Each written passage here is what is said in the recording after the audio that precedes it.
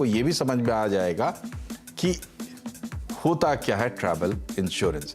जो भी आर्थिक नुकसान संभव है ट्रैवल के दौरान, उनको एक सुरक्षा कवच मिलता है। अगर होते हैं तो उनका कवरेज आपको मिल जाता है, इमरजेंसी में आपको मदद मिल जाती है, समय की भी बचत होती है, पैसे की भी बचत होती है।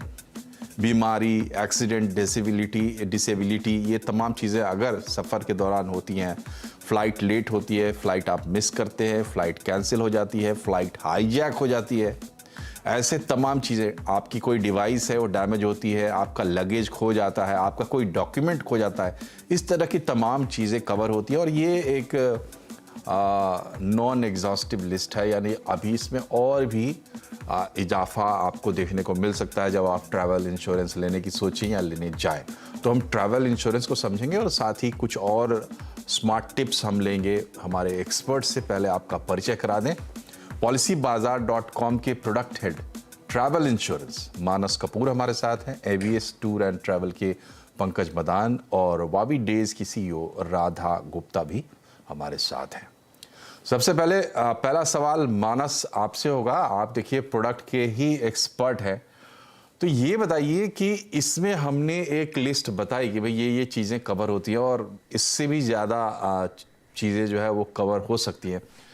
सबके लिए क्या अलग अलग इंश्योरेंस लेना होता है या सबके लिए एक पैकेज होता है? व्यवस्था क्या है ट्रैवल इंश्योरेंस लेने का? देखिए मनोज जी, इसमें बहुत महत्वपूर्ण ये है समझना कि जो यूजर जा रहा है उसमें अलग अलग तरीके के यूजर हो सकते हैं। जैसे कोई अगर पढ़ने के लिए बाहर जा रहा है तो उसके प्लान्स या उसके जो बेनिफिट्स हैं वो अलग होते हैं, वर्सेस अगर कोई खाली लेजर या खाली घूमने के लिए बाहर जा रहा है तो उनके बेनिफिट बिल्कुल अलग होते हैं। जैसे एक एग्जाम्पल के तौर पे अगर बताऊं, स्टूडेंट के केस में क्या होता है कि वहां पे आपको एक बेनिफिट मिलता है अगर आपका लैपटॉप खो जाए या आपको कोई लीगल में प्रॉब्लम हो, लीगली आपको कुछ प्रॉब्लम हो, या आपका जो स्पॉन्सर है उसको कुछ बेनिफिट चाहिए। ये ऐसे कुछ चुनिंदा बेनिफिट्स हैं जो आपको नॉर्मल ट्रैवल इंश्योरेंस में नहीं मिलेंगे, खाली स्टूडेंट ट्रैवल इंश्योरेंस में मिलेंगे। बट उसी तरीके से नॉर्मल ट्रैवल इंश्योरेंस में कुछ इस तरीके के बेनिफिट हैं जो कस्टमर को बहुत महत्वपूर्ण और पता नहीं होते हैं, जो एक तरीके से निटी-ग्रिटीज बोलते हैं हम ट्रैवल प्रोडक्ट में, ट्रैवल इंश्योरेंस में, जिसको कस्टमर को समझना बहुत जरूरी है।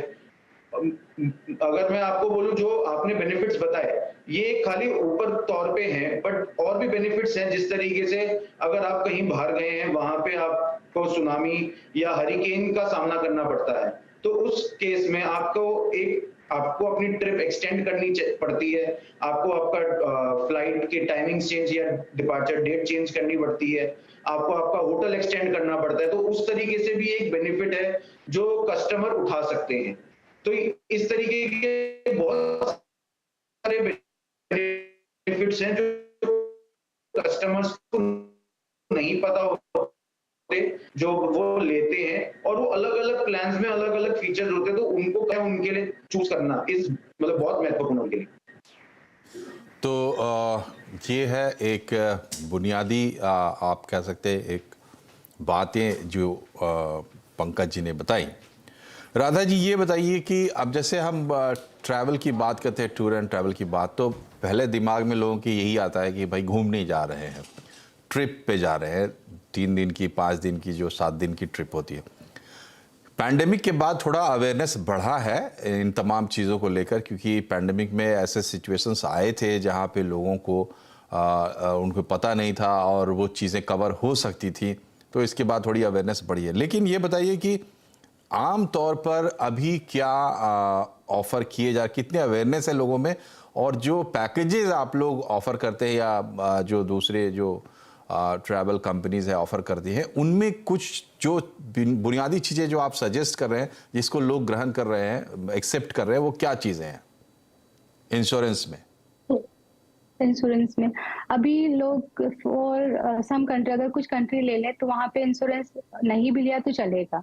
लेकिन अभी क्या, स्पेशली जब कोविड आने के बाद लोगों को लगता है कि इन केस कुछ ऐसा हेल्थ खराब हो जाता है या कुछ उनका फ्लाइट कैंसिल हो जाती है, इनकेस कुछ भी हो जाता है, तो आज वो लोग पर्टिकुलर इंश्योरेंस चाहते ही है, जैसे कि वो कवरेज किया। सो सिक्योर ट्रिप के लिए they want insurance compulsory, and कुछ कंट्री ऐसे हैं जहाँ पे इंश्योरेंस कंपलसरी लेना ही होता है। तो जो और फॉर एग्जाम्पल अभी जी जी जी आप बोले। या फॉर एग्जाम्पल अभी कस्टमर क्या बोलते हैं कि हमें मेरा जो फ्लाइट है, फ्लाइट भी सिक्योर होना चाहिए, इवन रिफंडेबल होना चाहिए। इन केस कभी भी कोविड का कुछ प्रॉब्लम या प्रोटोकॉल्स आते हैं किसी कंट्रीज को लेके, तो वो भी वो लोग चाहते हैं कि उनका जो फ्लाइट उन्होंने बुक किया है उसका कम से कम उनका कैंसिलेशन कॉस्ट कट हो। हम्म। तो हाँ, इन सब चीजों से भी लोग अवेयर हो चुके हैं। जी अच्छा पंकज जी ये बताइए कि जो एक आम यूज़र है या हमारा जो आम दर्शक है वो ट्रैवल इंश्योरेंस लेने के लिए मान लीजिए कि उसको अवेयरनेस बनती है कि ट्रैवल इंश्योरेंस लेना चाहिए, कौन सी बातें ध्यान में रखें, कैसे ट्रैवल इंश्योरेंस को अप्रोच करें? देखिए, ट्रैवल इंश्योरेंस किसी एक रिलायबल कंपनी से ही लेना चाहिए। बहुत सारी कंपनियां जैसे कि पॉलिसी बाजार ही बहुत सारी कंपनियां दे रही हैं। आईसीआईसी लॉम्बार्ड से हम लोग करते हैं, बहुत अच्छा क्लेम सेटलमेंट है उनका, तो हमें आज तक कोई प्रॉब्लम नहीं आई है। बाकी जैसा रहा कोविड पैंडेमिक के बाद जो है लोगों को अवेयरनेस आई है। पहले मुश्किल से 5 से 10% लोग ट्रैवल इंश्योरेंस लिया करते थे। अभी जो अवेयरनेस है इस टाइम पे 40 to 50%, बट आज भी 50 से 60% लोग ट्रैवल इंश्योरेंस नहीं करा रहे हैं इंटरनेशनली ट्रैवल करने से पहले, जबकि वहाँ बहुत सारी प्रॉब्लम्स होती हैं और हमें किसी एक रिलायबल कंपनी से ट्रैवल इंश्योरेंस जरूर लेकर ही जाना चाहिए। जहां हम जितने का ट्रिप कर रहे हैं उसका मुश्किल से आधे से 1% में हमारा एक ट्रैवल इंश्योरेंस हो जाता है और फिर हमारी सारी चीज़ें सिक्योर हो जाती है। हमारी टिकट सिक्योर है, हमारा कोई वहाँ पे मेडिकली कोई इशू हो गया, कोई इलनेस हो गया, कोई बैगेज कुछ भी मिसिंग हो गया, कुछ बैगेज टूट गया, तो भी एयरलाइंस आपको उसके लिए क्लेम कर देती है। तो ये ट्रैवल इंश्योरेंस में सारी चीज़ें क्लेम कर सकता है पर्सन। तो मुझे लगता है कि हर क्लाइंट को लेना चाहिए। हम लोग सजेस्ट भी करते हैं, बट कुछ लोग लेते हैं और कुछ लोग मना कर देते हैं, तो उसमें जैसा क्लाइंट की चॉइस हो वही करना पड़ता है। जी, तो जैसा कि पंकज जी बता रहे हैं कि आधे लोग जो इंटरनेशनल ट्रैवल करते हैं वो लेते हैं ट्रैवल इंश्योरेंस, डोमेस्टिक का आंकड़ा पता नहीं, इससे बहुत कम होगा। फिर भी मानस जी ये बताइए कि जब भी हम ट्रैवल इंश्योरेंस की बात करते हैं तो दिमाग में मैप आता है इंटरनेशनल ट्रैवल का। क्या डोमेस्टिक ट्रैवल में ट्रैवल इंश्योरेंस का उतना इम्पोर्टेंस नहीं है या क्या स्थिति है, और यहाँ कैसे प्रोडक्ट्स हैं? अगर डोमेस्टिक में कोई सोचता है ट्रैवल इंश्योरेंस के बारे में तो वहाँ क्या कवरेज और किस तरह के प्रोडक्ट्स हैं? वहां पे कवरेज के पॉइंट ऑफ व्यू से अगर मैं आपको बताऊं तो लगभग सेम है, ठीक है। जो मेन डिफरेंस है वो ये होता है कि अगर आप भारत से बाहर जा रहे हैं तो वहां पे आपको कवरेज डॉलर्स में मिलती है, यूरोज में मिलती है, जो बाहर की एक तरीके से यूनिक मतलब वर्ल्ड वाइड एक्सेप्टेड करेंसी है। हिंदुस्तान में आप अगर डोमेस्टिक ट्रैवल इंश्योरेंस लेंगे तो उसमें कवरेज आपको रुपीज में ही मिलेगी। प्लस जो मेन डिफरेंस या जो दोनों में चीज में फर्क होता है वो ये है कि क्योंकि आपके पास ऑलरेडी हेल्थ इंश्योरेंस होता है जो आपके पूरे हिंदुस्तान में वैलिड होता है, तो लोगों को ये लगता है कि यार अगर मैं दिल्ली से अगर फॉर एग्जांपल मुंबई जा रहा हूँ और मुझे कुछ वहां पे मेडिकल प्रॉब्लम होती है तो मेरी हेल्थ इंश्योरेंस कवर करेगी।